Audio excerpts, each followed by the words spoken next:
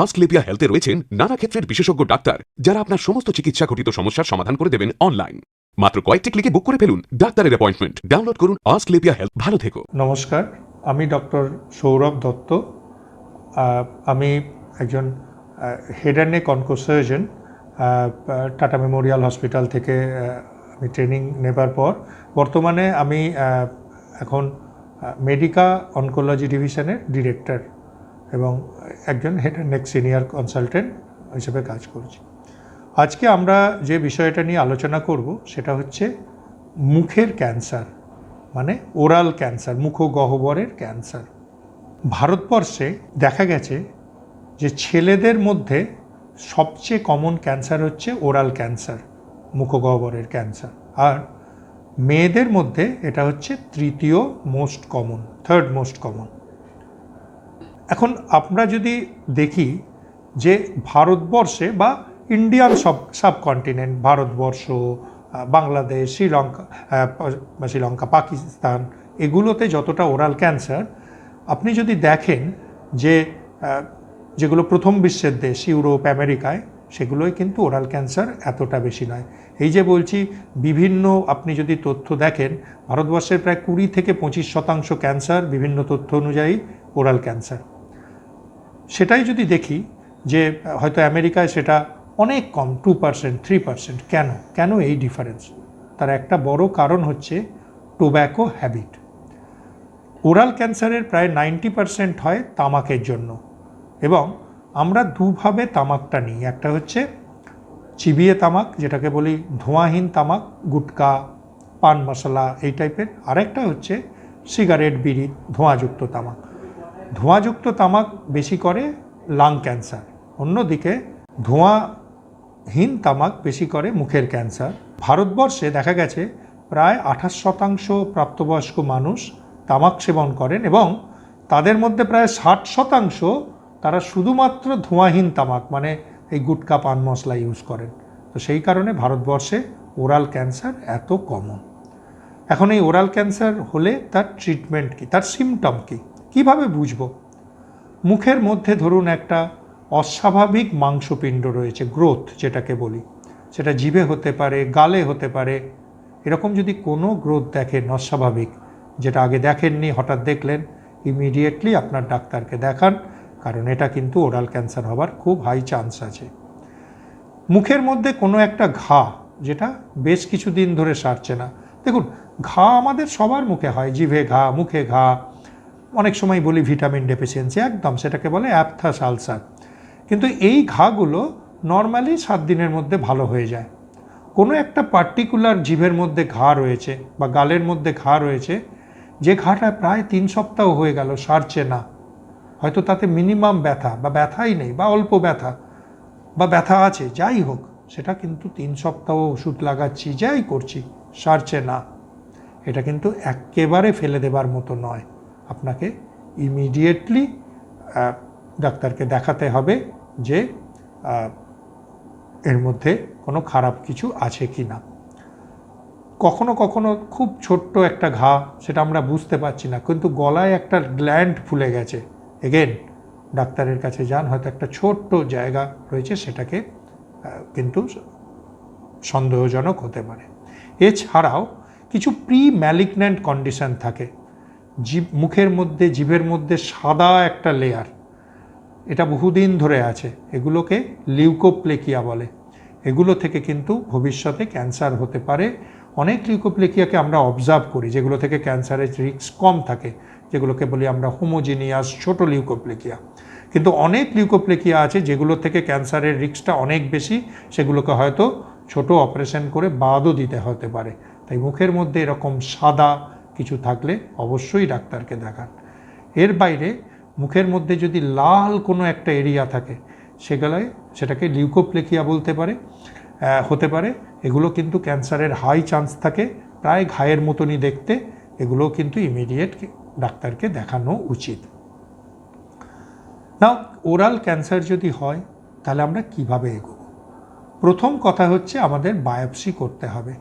সেই বায়োপসি বলে দেবে এটা ক্যান্সার কি ক্যান্সার নয়। যদি ক্যান্সার হয়, তাহলে তার সাথে আমরা আরও বেশ কিছু টেস্ট করাই, সিটি স্ক্যান বা এমআরআই, এগুলো দেখা যায় যে রোগটা কতটা ভেতরে ছড়িয়েছে, কতটা ভেতরে ঢুকেছে, বা আমরা একটা বুকের সিটি স্ক্যান করাই বা অনেক সময় পেট সিটি করাই যে শরীরের আরও অন্য অঙ্গে ছড়িয়েছে কিনা, এগুলো দেখার জন্য। এরপর এই যে পার্টিকুলার আমরা একবার হয়ে যাবার পর ওরাল ক্যান্সারের কিন্তু মেন ট্রিটমেন্ট হচ্ছে সার্জারি। দেখুন, যে কোনো ক্যান্সারের তিনটে মেন ট্রিটমেন্ট হয়, সেটা কি কি?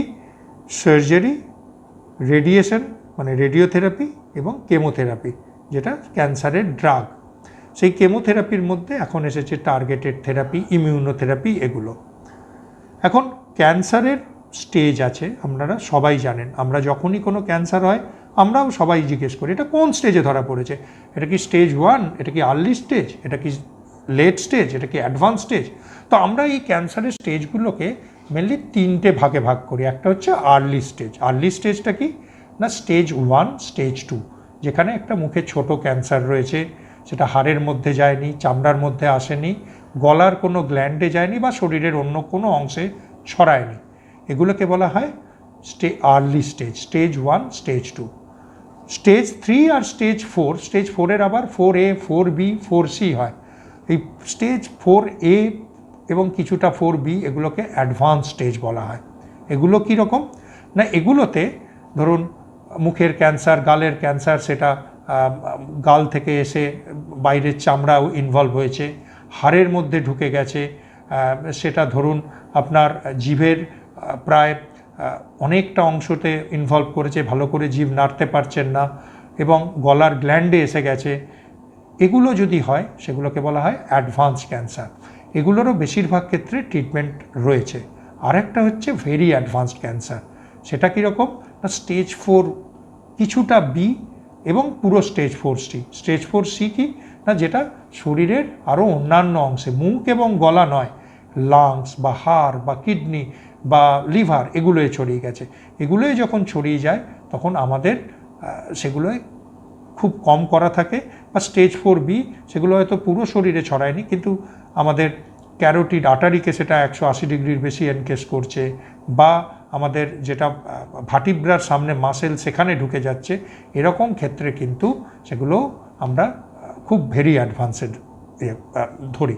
তাহলে এই তিনটে আর্লি, অ্যাডভান্স, ভেরি অ্যাডভান্স, এদের ট্রিটমেন্টের কি ফারাক না, আর্লি স্টেজ ক্যান্সারে আমরা বলি ইউনিমডালিটি ট্রিটমেন্ট। মানে কি, মানে ক্যান্সারের বললাম যে তিনটে ট্রিটমেন্ট হয়, সার্জারি, রেডিয়েশন বা কেমোথেরাপি। এর মধ্যে আইদার সার্জারি অথবা রেডিওথেরাপি, কেমোথেরাপির কোনো রোল নেই, যে কোনো একটাতে ভালো হতে পারে। কিন্তু তার মধ্যেও অলমোস্ট সব ওরাল ক্যান্সারই সার্জারি বেস্ট ট্রিটমেন্ট। একমাত্র যদি কোনো পেশেন্ট সার্জারি করা যাচ্ছে না, তার হয়তো হার্টে খুব প্রবলেম, তার হয়তো সার্জারি করতে গেলে খুব বেশি রিস্ক, এরকম কিছু ক্ষেত্রে ছাড়া আমাদের ইউনিমডালিটি ট্রিটমেন্ট স্টেজ 1, 2-তে হয়, এবং সেটা শুধুমাত্র সার্জারি। সেকেন্ড হচ্ছে স্টেজ 3 অ্যান্ড স্টেজ 4A এবং কিছুটা 4B, যেটা বলি অ্যাডভান্স স্টেজ। সেখানে কি করা হয়, সেখানেও মেন ট্রিটমেন্টটা সার্জারি, কিন্তু সার্জারির পরে রেডিওথেরাপি, অথবা রেডিওথেরাপি এবং কেমোথেরাপি একসাথে দেওয়া হয়, সেটা সার্জারির পরে। তাই এটাকে বলা হয় মাল্টি মডালিটি, মানে আপনি শুধু সার্জারি নয়, তার সাথে রেডিয়েশন, এবং অনেক ক্ষেত্রে সার্জারি, রেডিয়েশন এবং কেমো তিনটে পদ্ধতিই অবলম্বন করছে। এরপর আসে ভেরি অ্যাডভান্স। এই ভেরি অ্যাডভান্স স্টেজটা অনেকটা আমাদের হার স্বীকার করার স্টেজ, যেখানে সার্জারি দিয়ে আমরা সারাতে পারবো না, বা কোনো ট্রিটমেন্ট দিয়েই পুরোপুরি সারিয়ে দেওয়ার চান্স কম থাকে। যদি সেটা স্টেজ 4B হয়, মানে লোকালি ভেরি অ্যাডভান্স, যেটা একদম অপারেট করা যাচ্ছে না, সেখানে হয়তো আমরা রেডিয়েশন এবং কখনো কখনো রেডিয়েশন এবং কেমো দিই, যেটাকে বলি কনকারেন্ট কেমো রেডিওথেরাপি। আর যদি সারা শরীরে ছড়িয়ে যায় তখন আমরা এক্ষেত্রে দিই কেমোথেরাপি, ইমিউনোথেরাপি, এগুলো। ক্যান্সারের সার্জারিতে, এই ওরাল ক্যান্সারের একটা বড় রোল প্লে করে অনকোসার্জন, যেখানে আমাদের ধরুন যে কোনো একদম ছোট ক্যান্সার থেকে বড় ক্যান্সার, সেই পুরো ক্যান্সার, যতটা ক্যান্সার তার থেকে অনেকটা বেশি টিস্যু আমাদের বাদ দিতে হয়, সেটাকে আমরা বলি মার্জিন চারদিকে। এবং তারপর ধরুন জিভ যদি অনেকটা বাদ দিই, তাহলে মানুষ খাবে কি করে? আমরা যদি চোয়ালের হাড় বাদ দিই, তাহলে পুরো মুখের শেপ চেঞ্জ হয়ে যাবে। তাই তো? আমরা যদি প্যালেটের একটা পুরো বাদ দিই তাহলে পুরো মুখের শেপ চেঞ্জ হয়ে যাবে। সেই কারণে প্লাস্টিক সার্জারি একটা বড় রোল প্লে করে, এবং আজকালকার দিনে খুব অ্যাডভান্স প্লাস্টিক সার্জারি যেগুলো আমরা রুটিনলি আমরা করি, ধরুন পায়ের হাড় নিয়ে আমরা চোয়াল বানাই, থাই থেকে মাংস বা হাত থেকে মাংস নিয়ে আমরা টাং রিকনস্ট্রাক্ট করি বা গাল রিকনস্ট্রাক্ট করি। তো এইভাবে প্লাস্টিক সার্জারিও কিন্তু একটা বড় রোল প্লে করে। এবং সবশেষে একটাই কথা বলতে পারি যে একেবারে এটা ভেবে নেওয়ার কোনো কারণ নেই যে ক্যান্সার হওয়া মানেই, বা ওরাল ক্যান্সার বা যে কোনো ক্যান্সার হওয়া মানেই সমস্ত আশা শেষ, জীবন শেষ, একদম নয়। আমি আপনাকে ঝুড়ি ঝুড়ি উদাহরণ দিতে পারি।